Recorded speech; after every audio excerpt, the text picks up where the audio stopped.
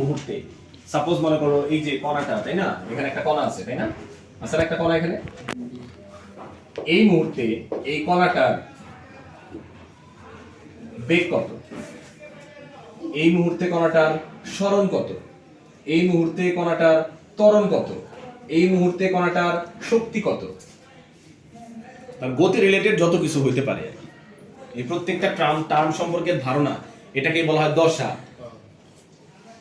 কি রে তুই কেমন আছিস কানিস? না আমার যে বেহাল দশা, তাই না, বলি না আমরা, বলি না আমরা সেরকম অবস্থা বলি, আগেরকার দিনে যদি হয়তো তাহলে ব্যাপারটা হতো আমার তো বেহাল দশা।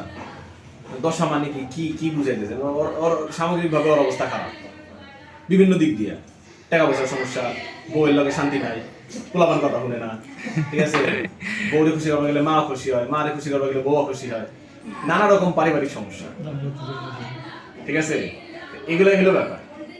এটাকে কি বলে? দশা বলে, অবস্থা, আমরা কি অবস্থায় আছি, ঠিক একই বিষয়। এই জন্য গতির সামগ্রিক অবস্থা, গতি রিলেটেড যা কিছু আছে, গতির সাথে সরণ সম্পর্কিত, ত্বরণ সম্পর্কিত, গতি শক্তি সম্পর্কিত, এই সব জিনিস এই জন্য সামগ্রিক অবস্থা। কিন্তু আমরা যখন সমীকরণে চলে যাই, যেমন এখানে আমরা বলছি আদি দশা, তাই না, তো গত লেকচারে আমি দেখাইছিলাম, তাই না, যে দশা কাকে বলে, কি বলছিলাম, দশা কোনটাকে রেফার করছিলাম গতকালকে লেকচারে, যারা যারা করছিল লেকচারে।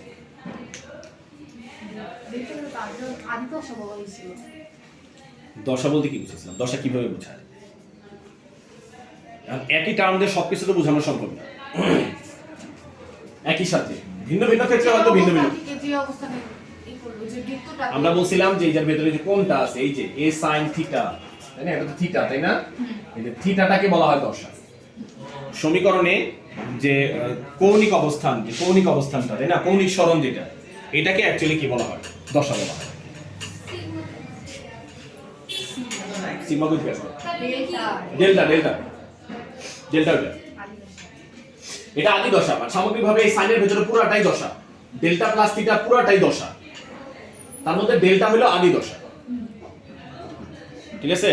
আর এমনি দশার সংজ্ঞা হচ্ছিল ওইটা, কিন্তু যখন আমরা অঙ্ক করতে যাই তখন দশা বলতে বোঝায় ওই কোণের মান, বুঝতে পারছো? এই হলো ব্যাপার। তারপরে পর্যায়কাল, পর্যায়কাল কাকে বলে?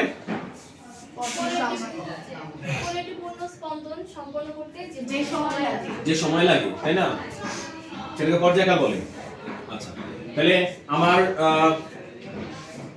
এই জিনিসটা তো গতকালকে আসছে আমার বৃত্তীয় গতি থেকে, তাই না, এরকম একটা বৃত্ত থেকে এই জিনিসটা তৈরি হয়েছে, তাই না। তাহলে একটা কণা যদি এখান থেকে যাত্রা আরম্ভ করে পরে ঘুরে এখানে আসে, তাই না, তাহলে এটার পর্যায়কাল কত?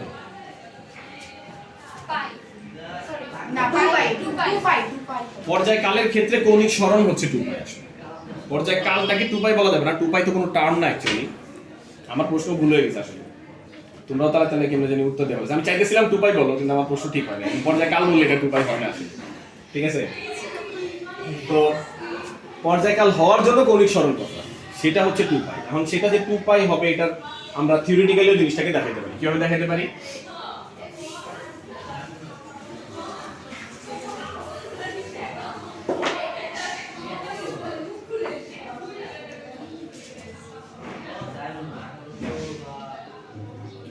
x এখানে a sin ওমেগা t, তাই না। তাহলে আমি যদি এই পুরাটা ঘুরে আসে, তাহলে আমরা এখানে বলতে পারি এটা আরো এক্সট্রা 2π দূরত্ব অতিক্রম করছে, তাই না। তাহলে এটাকে কি লেখা যায়?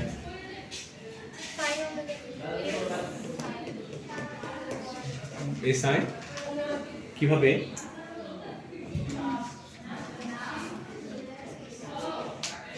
এটাকে a sin ওমেগা t লেখা যায়, তাই তো বললাম। এরপরে লাইন কি লিখবে? a sin ওমেগা t নাকি, তাই বলছো না তুমি? কিভাবে বললাম? কোয়াড্রেন্টে ফেলে করছি। হ্যাঁ, কোয়াড্রেন্টে ফেলে করছো না তুমি, কি করে তারপরে অ্যানসার দিয়ে তারপরে চিন্তা করবা না, চিন্তা করার আগে। হ্যাঁ হ্যাঁ, কোয়াড্রেন্টে ফেলে করবা, আমি ওইটাই জানতে চাইছি যে কোয়াড্রেন্টে ফেলে করবা, তাই না। কোয়াড্রেন্টে ফেলে করলে আবার আগের জায়গায় ফেরত আসছে, তাই না। তাহলে a sin ওমেগা t ছিল 2π পর্যন্ত ঘুরে আসার পরে তুমি আবার এটা পাইছো, অন্য কোনো অ্যাঙ্গেল দিলে কি আসবে? আমি যদি এখানে মন চাই, আমি যদি এখানে বলি যে x = a sin কত π/2 + ওমেগা t, তাহলে কি এটা ওমেগা t cos হয়ে যাবে, চেঞ্জ হয়ে যাচ্ছে, তাই না। মানে আমি আগের অবস্থায় ফেরত আসলাম, বোঝা গেল কিভাবে আমি আগের জিনিসটাকে ফেরত পেলাম, তাই না? তো এটার মাধ্যমে প্রুফ করা গেল যে এটার পর্যায় হচ্ছে 2π, ঠিক আছে না? কোন একটা তরঙ্গের পর্যায় কত? 2π, ঠিক আছে?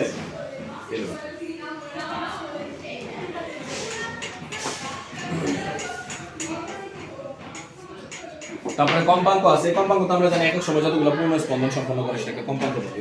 তরঙ্গ দৈর্ঘ্য কাকে বলে? 1 সেকেন্ডের যে 1 সেকেন্ডে যত দূরত্ব অতিক্রম করে এটাকে তরঙ্গ দৈর্ঘ্য বলে। যে সমান্তরাল 0.1 সেকেন্ড যত দূরত্ব 0.1 সেকেন্ড কই থেকে আসলো? সমাবস্থান থেকে যতটুকু তরঙ্গ একটা পূর্ণ স্পন্দন সম্পন্ন কালে যতটুকু দূরত্ব অতিক্রম করে। তরঙ্গ একটা পূর্ণ স্পন্দন সম্পন্ন কালে যতটুকু দূরত্ব অতিক্রম করে, এটা একটা পূর্ণ স্পন্দন। সাম্যাবস্থান থেকে যতটুকু দূরত্ব সে অতিক্রম করছে, এটা হচ্ছে একটা পূর্ণ স্পন্দন সম্পন্ন করতে যে দূরত্ব অতিক্রম করে, যে রৈখিক দূরত্ব অতিক্রম করে, যে রৈখিক দূরত্ব, সেটাকে আমরা বলি তরঙ্গ দৈর্ঘ্য, ঠিক আছে? তরঙ্গ দৈর্ঘ্য আমরা ল্যাম্ডা দিয়ে প্রকাশ করি, তাই না? তরঙ্গ বেগ কাকে বলে? যে নির্দিষ্ট সময়ে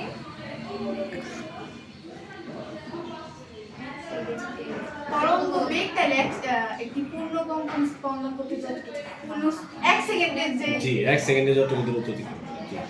এটা হলো তরঙ্গ বেগ। তুমি আগে যেটা সংজ্ঞা দিয়েছো তরঙ্গ বেগের সংজ্ঞা দিয়েছো, তরঙ্গ দৈর্ঘ্য 1 সেকেন্ডে তরঙ্গ যতটুকু দূরত্ব অতিক্রম করে সেটা হলো তরঙ্গ বেগ, ঠিক আছে? এই হলো ব্যাপার। আর তরঙ্গ বেগকে আমরা কি করি? ভি দ্বারা প্রকাশ করি, ঠিক আছে?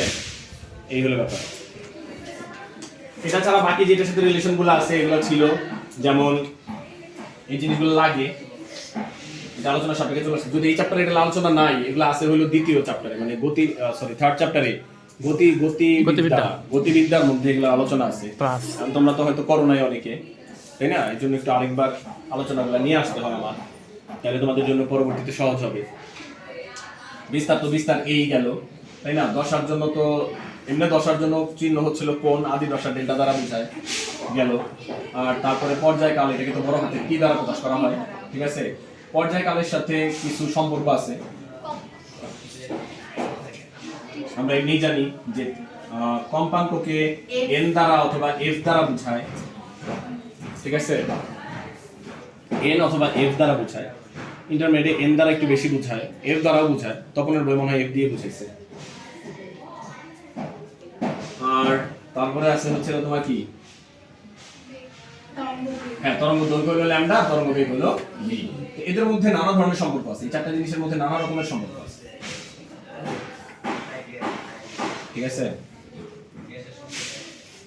একটা হচ্ছিল যে কোন একটা তরঙ্গ টি সেকেন্ডে যদি এন সংখ্যক পূর্ণ স্পন্দন সম্পন্ন করে,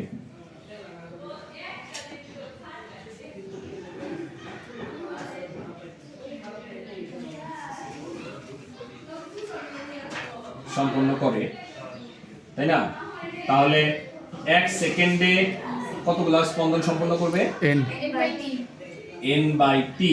আর 1 সেকেন্ডে যতগুলো পূর্ণ স্পন্দন সম্পন্ন করে সেটাকে আমরা কি বলি? বেগ। কম্পাঙ্ক। তার মানে n সমান আমরা বলতে পারি n বাই টি। এটা একটা সূত্র, এটা হলো কম্পাঙ্ক, ঠিক আছে? আবার n সংখ্যক পূর্ণ স্পন্দন সম্পন্ন করতে টি সেকেন্ড লাগে, তাহলে একটা পূর্ণ স্পন্দন সম্পন্ন করতে টি বাই এন, তাহলে একটা পূর্ণ স্পন্দন সম্পন্ন করতে সময় লাগে তাকে কি বলি আমরা? পর্যায়কাল। বড় হাতে টি দ্বারা বস করে টি ইকুয়ালস টু কত? টি বাই এন।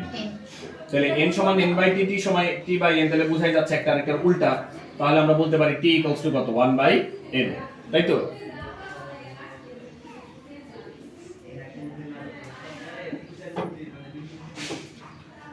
আবার কোন একটা কণা ওমেগা সমকৌণিক বেগে ঘুরতেছে। ওমেগা ওমেগা হচ্ছিল কৌণিক বেগ, তাই না? কৌণিক বেগ বলে এটাকে, কৌণিক বেগ।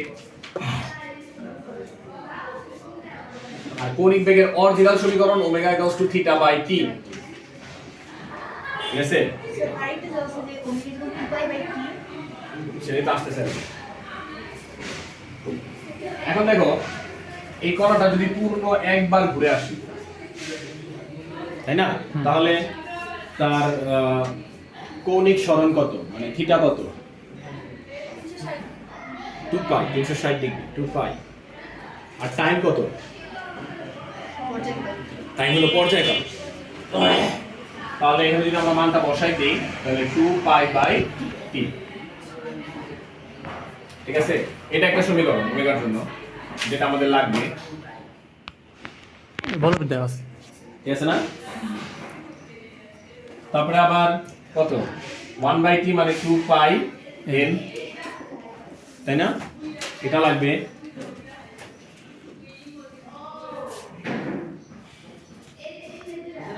তারপরে রৈখিক বেগের ক্ষেত্রে কি আসে? ওমেগা আর। ভি। ভি হচ্ছিল রৈখিক বেগ, তাই না, যেটাকে আমরা তরঙ্গ বেগ বলতেছি। তো রৈখিক বেগ ভি ইকুয়ালস টু আসে আবার কি, ওমেগা আর। আর আর বলতে ব্যাসার্ধ। তো এটার ক্ষেত্রে তো এটাকে আমরা এ ধরে নিছি, তাই না? তাহলে সেই ক্ষেত্রে ভি ইকুয়ালস টু কত, ওমেগা এ। ঠিক আছে, ওমেগা এ বলা যায়।